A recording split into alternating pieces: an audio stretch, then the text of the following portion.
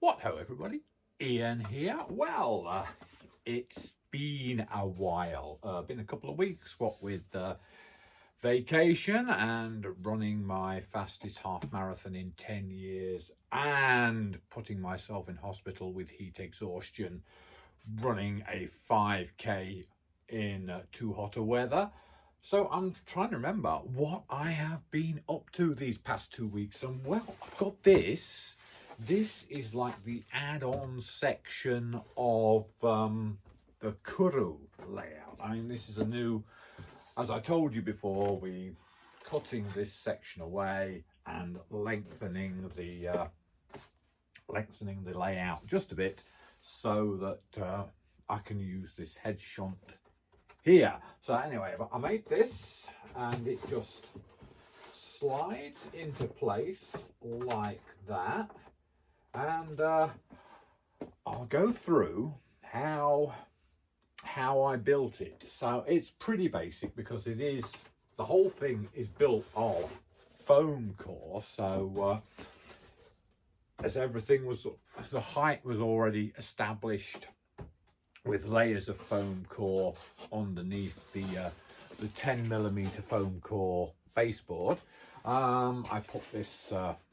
Well, see, this section here. This was actually the fiddlestick section. So I basically just built around it. I added a frame around it and reinforced it a little bit, and then put the side wall and end wall on it, and it basically it just slides in place perfectly. Of course, now I've said that, I can't get it to fit perfectly, but take my word for it. Oh look, there you go, it does. It just like slides into place there, and everything is fine and dandy. And whether you get an idea of what I'm getting at with the extra structure here, see how that is planned to fit in. So there we go. That's I spent quite a while on that, making sure that everything fit right. So the next job on the menu, so to speak, is putting in the grade crossing here, and that is proceeding quite well. One task that I have found daunting in the past when I've done it in any scale is putting in the grade crossing or level crossing, getting the road to look good as it clears the rails has always been a daunting sort of task. So here I am going to show you how I'm going to do this. I have marked here with a couple of pencil lines where I want my crossing to go, and now I've got a piece of paper and I'm just going to like line that up with where I want it to go, and I'm going to like pin it in place.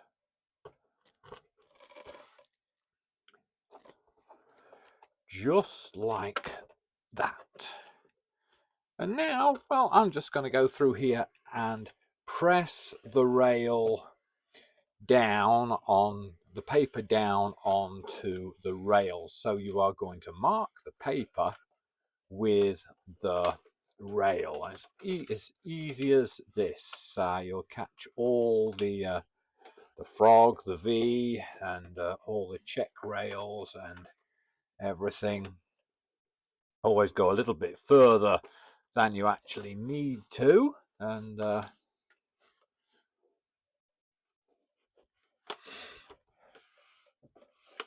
you could, I guess, do a do it with pencil and do a brass rubbing sort of thing if you wanted. I was having a little bit of a problem with that to start with, so I just went with the creasing the paper as you press down on it over over the rails. And well, I think pretty well think I might have everything that I want there. Make sure I get it good and distinct around the frog there, the V there. Unfortunately, I seem to be going through both V's of the turnouts with the road. I'm not too happy about that, but this is a micro layout, so you've got to make a few compromises. There we go. And now with the paper moved over to the desk on the cutting mat, it's just a question of carefully and very carefully cutting the paper out. So we've got a nice new sharp blade in here, and we're just gonna like follow the crease. The paper, of course, is only going to be a guideline because we are, of course, going to use these as templates for cutting styrene. So let's look at a bit here where this section here, hopefully you can see where I've got the crossing V and the check rails here. This is all going to be a little bit complex to cut out, so being very careful. And I'll mark this one up, cut it out, and we will test fit it. So you can see here my careful cutting and marking has paid dividends here. This seems to fit pretty well. So I know that I don't need all of that, but like I say, I've got the wiggle room to fit that in. But all that takes is some care and attention when cutting the paper templates. So I'll get on and do the rest of them now. And there's the parts of paper that I cut out of the template. So it even looks like the rails of a point. So I must be onto a winner here.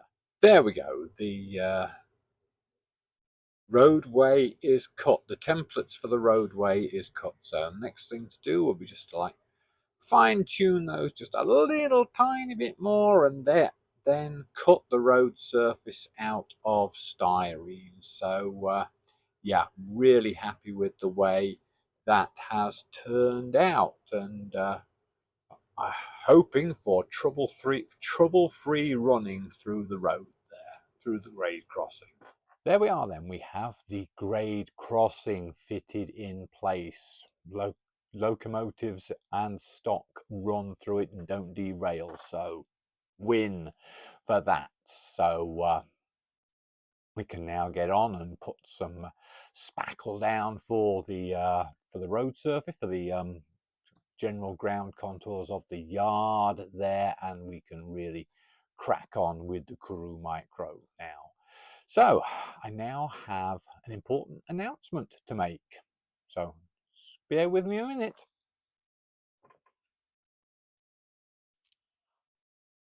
Yes, this is my Harley Davidson hat that I got from the Harley Davidson Museum in Milwaukee last year when we were at Trainfest. So, seems quite natural to wear this when I say we are going back to Milwaukee this year on the 1st and 2nd of November for Trainfest. Yes, Bontoft Sand and Gravel will be at Trainfest again. So looking forward to that. Got some bit of work to do on that because some things got a bit damaged on the way back from Milwaukee last year. The tipper chute, the wagon loading chute, that broke, so I need to make another one of those. And then I've got this this IKEA faker. This looks like some weeds, some good weeds. I'm going to be using that for some ground cover. Then I've got a couple of new locomotives to do. I've got the folding seat Clayton that is planned for Termosoggle. I'm going to make it and run it, and it'll be there on Bontofts for Trainfest. And then, oh boy, I really should get around to making this one. This is an old one. This is a Loco Remote Issing Sid from years ago that I have never actually finished yet, but maybe that will get finished in time for Trainfest. So lots to do. I got a little bit of clean up and tidy up to do on the layout, as I told you, and then kits to make, and yeah, and just work to do to get it all sorted. So hopefully we will see YouTube channel watchers there, because I did last year, and also saw Micro Model Railway Dispatch readers there as well. So maybe I will see you all there this year as well. So looking forward to that, excited for that. Going to start work on doing the tidy up and everything for the layout pretty soon. So we'll get on with that, and we'll see you next time. And don't forget, build that model, lay that track, run that train, but above all, have fun. We'll see you next time.